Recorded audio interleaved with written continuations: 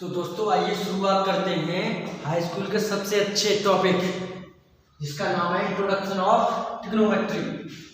Actually में trigonometry जो word है वो ग्रीक अक्षर ट्राइगोन और मेट्रोन से बना है। ट्राई का अर्थ होता है तीन और गोन का होता है भुजा और मेट्रोन का होता है मतलब माप। यानी हम कह सकते हैं कि किसी ट्राइंगल की भुजा और कोणों के माप के बारे में ही इस चैप्टर में हम सबसे ज्यादा पढ़ेंगे। ठीक है, तो इस चैप्टर में हम पढ़ेंगे सबसे पहले कौन सा ट्राइंगल, राइट एंगल ट्राइंगल। अब आप सोच रहे होंगे कि हम राइट एंगल ट्राइंगल ही क्यों पढ़ेंगे इससे पहले, यानी इस चैप्टर को स्टार्ट करने से पहले राइट एंगल ट्राइंगल को ही पढ़ा क्यों जाएगा, क्योंकि कि ये पूरा चैप्टर जो है वो पूरा का पूरा राइट एंगल ट्राइंगल पर ही आधारित है। किस पर आधारित है? राइट एंगल्ड ट्राइंगल, जिसको बोलते हैं समकोण त्रिभुज। क्या बोलते हैं हम? समकोण त्रिभुज। तो ये पूरा का पूरा चैप्टर जो है वो समकोण त्रिभुज यानी राइट एंगल ट्राइंगल पर ही आधारित है। अब राइट एंगल ट्राइंगल की शुरुआत करते हैं। तो राइट एंगल ट्राइंगल एक ऐसा ट्राइंगल होता है जिसमें अप्रोक्सीमेट या कह सकते हैं यानी ओनली वन जो है एंगल 90 डिग्री का बन रहा हो। अगर एक एंगल 90 डिग्री का एंगल बन रहा है इसमें, तो हम इस त्रिभुज को क्या बोलेंगे? समकोण त्रिभुज। तो इसी पे करते हैं कि जो समकोण यानी जहां पर समकोण बन रहा है या राइट एंगल बन रहा है यानी यहाँ पे बन रहा है, तो इसके जस्ट सामने वाली भुजा हमेशा क्या कहलाती है? कर्व, हमेशा, जिसको हम बोलते हैं हाइपोटेन्यूस। क्या बोलते हैं हम? हाइपोटेन्यूस। ठीक है, यानी कर्व यानी राइट एंगल ट्राइंगल में जो हाइपोटेन्यूस है यानी कर्व है वो कभी चेंज नहीं हो सकता है। बाकी बेस और हाइट चेंज होती रहती है। बेस और हाइट आपकी डिपेंड करेगी कि हम जो एक एंगल थीटा लेते हैं वो कहां पर है। सपोज करो अगर थीटा एंगल मैंने यहाँ पे लिया है तो थीटा एंगल, सपोज करो मैंने थीटा एंगल यहाँ लिया, तो इसके जस्ट सामने वाली भुजा क्या कहलाएगी? हमारी लंब। इसके जस्ट सामने वाली भुजा क्या कहलाएगी? जिसको क्या बोलते हैं हम? परपेंडिकुलर। क्या बोलते हैं हम? परपेंडिकुलर। और बची हुई ये साइड क्या हो जाएगी? हमारी आधार, जिसको क्या बोला जाता है? बेस। क्या बोलते हैं हम? बेस। अगर थीटा एंगल हम अगर यहाँ लेते, क्या थीटा एंगल अगर हम यहाँ लेते तो अब इसके सामने वाला ये हमारा क्या हो जाता? फिर लंब। क्या हो जाता? लंब। या हमारा परपेंडिकुलर हो जाता। फिर बेस ये काउंट होता। तो कर्ण कभी चेंज नहीं होता है, लंब और आधार हमारे हमेशा चेंज होते रहते हैं। वो डिपेंड करता है कि हम थीटा एंगल यानी एंगल जो थीटा है उसको कहाँ मानेंगे। ठीक है, तो यानी अगर थीटा यहाँ मानते हैं तो ये लंब हो जाएगा, ये आधार हो जाएगा। अगर थीटा यहाँ माना है तो ये आधार हो जाएगा और ये लंब हो जाएगा। अब इस राइट एंगल ट्राइंगल में ही आप पढ़ोगे पाइथागोरस थ्योरम के बारे में। किसके बारे में? पाइथागोरस थ्योरम, जिसको क्या बोलते हैं? पाइथागोरस प्रमेय यानी पाइथागोरस थ्योरम।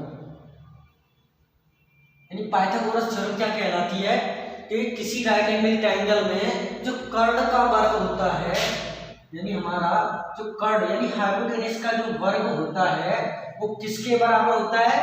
वो होता है लंब के स्क्वायर के बराबर प्लस आधार के स्क्वायर के बराबर। यानी कर्ण यानी जो कर्ण है यानी हाइपोटेन्यूस है उसका स्क्वायर करेंगे तो वो परपेंडिकुलर का स्क्वायर प्लस बेस के स्क्वायर के बराबर होता है। यही है हमारी पाइथागोरस थ्योरम जो राइट एंगल ट्राइंगल में लगाई जाती है। यानी इससे क्या होगा कि जब हमें राइट एंगल ट्राइंगल में दो साइड, कोई भी दो साइड दी होंगी तो हम इसकी सहायता से यानी पाइथागोरस थ्योरम की सहायता से तीसरी साइड निकाल सकते हैं। वो कोई सी भी हो सकती है। सपोज करो कर्ण दिया है और आधार दिया है, तो कर्ण दिया है और आधार दिया है तो हम यहाँ से लंब की वैल्यू निकाल सकते हैं। कैसे कि कर्ड यहाँ है, आधार को इधर ट्रांसफर कर देंगे तो हमारा लंब की वैल्यू निकल आएगी। तो यानी ये इंट्रोडक्शन ऑफ ट्रिग्नोमेट्री से ये कुछ बेसिक है जो आपको जानना बहुत जरूरी है। अगर ये आपको आता है तो ट्रिग्नोमेट्री कुछ नहीं है। अब इसी के बाद से हम स्टार्ट करते हैं ट्रिग्नोमेट्री की शुरुआत करते हैं। तो यानी इस ट्रिग्नोमेट्री में आप सबसे पहले sine theta, cos theta, tan theta, cot theta, sec theta, cosec theta के बारे में पढ़ेंगे।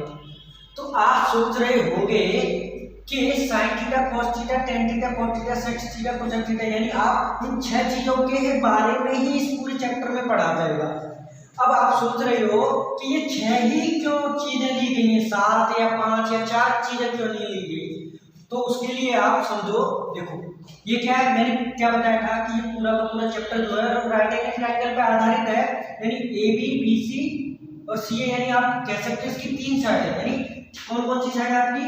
एक ए बी है, एक बी सी और एक सी ए है, यानी 3 साइड है। अगर आप इन दो साइड का रेशियो लोगे तो इन तीनों साइडों में कितने अधिक से अधिक रेशियो बना सकते हो। सपोज करो मैंने ए बी को लिया, ए बी का रेशियो बी सी के साथ बना सकता हूँ और ए बी का रेशियो सी ए के साथ बना सकता हूँ 2 पे। अब मैंने बी सी को ले लिया, बी सी का रेशियो ए बी के साथ बना लिया और बी सी का सी ए के साथ बना लिया। अब सी ए का रेशियो बनाया जाए तो क्या होगा, यानी ए बी के साथ बनाया जा सकता है, सी ए का रेशियो बी सी के साथ बनाया जा सकता है। तो यानी इन 6 रेशियो से आप ज्यादा रेशियो नहीं बना सकते हैं। इसलिए इन रेशियो का मतलब कह सकते हैं कि इन रेशियो यानी जो हमारे ये 6 रेशियो दिख रहे हैं तो यानी 2 रेशियो लिया जाएगा साइड का तो 6 से ज्यादा नहीं आएगा। इसलिए इन रेशियो को कुछ स्पेशल नाम दे दिए गए जिनको sine theta, cos theta, tan theta, cot theta, sec theta और कोसेक थीटा के नाम से जानते हैं हम लोग। इसलिए ही इनको 6 रेशियो या 6 साइन डिफाइन किए गए, क्योंकि रेशियो अगर 2 साइड का लिया जाए तो 6 ही रेशियो अधिक से अधिक बनता है। इसलिए रेशियो को भी कितना लिया गया है, 6। तो अब सबसे पहला रेशियो क्या, साइन थीटा। तो सपोज करो अगर थीटा हमारा ये है, क्या है, थीटा अगर हम इसको मानते हैं तो ये क्या हो जाएगा हमारा, क्या हो जाएगा, ये हमारा लंब हो जाएगा, यानी जिसको क्या बोलते हैं हम, परपेंडिकुलर। और हम जानते हैं कि 90 एंगल यहाँ बनना है तो ये क्या होगा हमारा कर्ड, यानी जिसको क्या बोला जाता है हाइपोटेन्यूज। और ये बचा क्या, आधार, यानी हमारा क्या हो जाएगा, ये बेस हो जाएगा। तो इसमें अब ये sign theta, cos theta, tan theta define कैसे होते हैं आप जानते हैं। यूपी बोर्ड वाले आपने बहुत ही एक अच्छा शॉर्ट तरीका लाल बट्टे कक्का सुना होगा। यानी ये एल जो है लंब को डिनोट करती है, ये के फॉर कर्ड, ए फॉर आधार, के फॉर कर्ड, और ये एल फॉर लंब, ए फॉर आधार। तो साइन थीटा जो रेशियो है तो सबसे पहले ये वाला, यानी इसको इन 2 साइड का रेशियो लेंगे, वही क्या है हमारा साइन थीटा। यानी साइन थीटा है हमारा क्या है, लंब बट्टे के फॉर कर्ड, यानी पहला रेशियो आता है एल अपॉन के, यानी लंब बट्टे कर्ड। ठीक है, अब देखो इसमें लंब कौन सा है हमारा, बीसी, यानी इसको लिख सकते हैं हम बीसी अपॉन कर्ड। कर्ड कौन सा है, एसी। अब बात करते हैं दूसरा, साइन के बाद आता है हमारा दूसरा रेशियो ए अपॉन के का, जो किसको डिनोट करता है, कॉस को। तो हम कह सकते हैं cos theta is equal to होगा, यानी ए फॉर आधार, के फॉर कर्ड, यानी ए फॉर आधार और के फॉर कर्ड। ठीक है, यानी बेस अपॉन हाइपोटेन्यूज, यानी बेस कितना है हमारा इसका, ए बी, और कर्ड यानी हाइपोटेन्यूज कितना है हमारा, एसी। ठीक है, अब साइन कॉस यानी दूसरा हो गया। तीसरा आता है हमारा, किसको डिनोट करता है, तीसरा डिनोट करता है टेन थीटा को, यानी टेन थीटा बोले तो ये एल और अपॉन ए, यानी लंब बट्टे आधा, लंब यानी परपेंडिकुलर, परपेंडिकुलर कौन सा है बीसी, कितना है बीसी, और आधा कितना है हमारा बेस यानी ए बी, क्या है ए बी टेन थीटा, यानी ये बोला था हमने लंब अपॉन आधा, लंब बट्टे आधा, तो यानी ये तीन हो गए। अब बच्चे कौन से तीन, तो हम जानते हैं कि तीन अगर ये याद कर लिए तो अब साइन का उल्टा होता है cosec, COSEC cosec, cosec theta, ठीक है कोसेक थीटा, यानी जब L अपॉन के हमारा साइन थीटा था और साइन थीटा का उल्टा कोसेक थीटा होता है, तो वो क्या हो जाएगा cosec theta K upon L, यानी क्या हो जाएगा K फॉर कर्व, क्या हो जाएगा कर्व, L फॉर लंब, यानी ये हो जाएगा हमारा हाइपोटेन्यूस अपॉन बेस। कर्ण कितना है हमारा, कर्ण है AC, AC अपॉन लंब BC, ये कर्ण कोसेक थीटा हो गया। अब कॉस, कॉस का उल्टा आता है हमारा सेक थीटा, अब यानी दूसरा ratio A upon K cos को कर रहा था, तो इसका उल्टा यानी K अपॉन A, यानी K फॉर कर्ड, यानी कर्ड अपॉन A फॉर आधा, क्या आधा, यानी कर्ड हाइपोटेन्यूस अपॉन बेस, कर्ड कितना है हमारा, कर्ड है हमारा AC और आधा यानी बेस कितना है AB, यानी AC अपॉन AB हो गया। अब तीसरा टेन, टेन का उल्टा होता है कॉट, यानी कॉट थीटा, यानी तीसरा रेशियो यानी L अपॉन A टेन को डिनोट कर रहा है, तो कॉट को क्या डिनोट करेगा A upon L, A for आधा और L फॉर लंब, ठीक है क्या लंब, यानी आधा कितना है हमारा AB अपॉन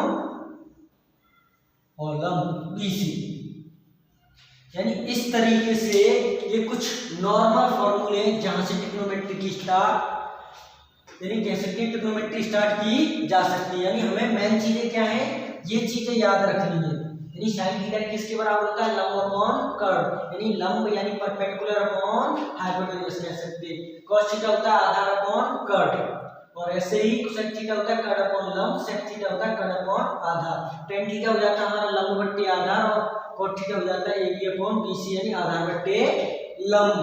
तो यानी इन छह को याद रखने के लिए हमें ये लाल बट्टे कक्का याद रखना जरूरी है, इससे क्या है आपको कोई चीज रटने की जरूरत नहीं पड़ेगी, यानी आप इसको याद रखते हो तो आपको इससे इसकी सहायता से आप इन सबके रेशियो निकाल सकते हो, बस यही से शुरुआत होती है इस ट्रिग्नोमेट्री की। ओके,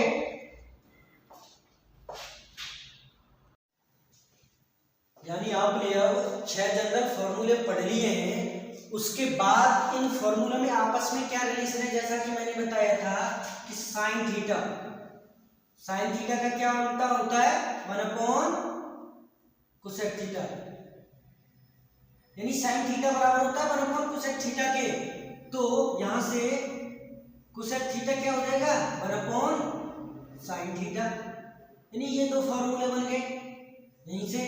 अब होता है ऐसे ही cos थीटा, यानी cos थीटा का मैंने बताया था उल्टा कर देंगे तो क्या जाता है sec थीटा, तो cos थीटा बराबर होता है 1/sec थीटा, तो यहाँ से sec थीटा निकाला जाएगा तो 1/ क्या हो जाएगा cos थीटा, ये दो बन गए यहाँ से फॉर्मूले। हम जानते हैं अब क्या होता है tan थीटा का उल्टा होता है 1/cot थीटा, तो अगर आप cot थीटा निकालोगे तो क्या हो जाएगा 1/tan थीटा, यानी दो ही हो गए, यानी उस 6 बेसिक फॉर्मूले जो हमने अभी बताए थे उसमें आपस में ये रिलेशन होती है। एक नया रिलेशन होता है कि tan थीटा बराबर होता है हमारा sin theta upon cos theta, tan theta का उल्टा क्या होता है cot थीटा, तो अगर मैं यहाँ से cot थीटा की वैल्यू निकालूं तो क्या हो जाएगी इसका उल्टा, यानी cos theta upon sin theta, यानी ये फॉर्मूले उनके क्षय के बाद अगर हम पढ़ते हैं तो ये कुछ फॉर्मूले बन जाते हैं, इनमें आपस में क्या रिलेशन है वो यहाँ पर डिफाइन कर दी गई है। अब इन पर यानी ये शुरुआत हो चुकी है तो इन पर बेस्ड अब कुछ क्वेश्चन करते हैं, यानी आपको हो सकता है आपने नोट कर लिया होगा ये। चलो तो आइए अब आगे शुरुआत करते हैं कि क्वेश्चन किस टाइप के आते हैं।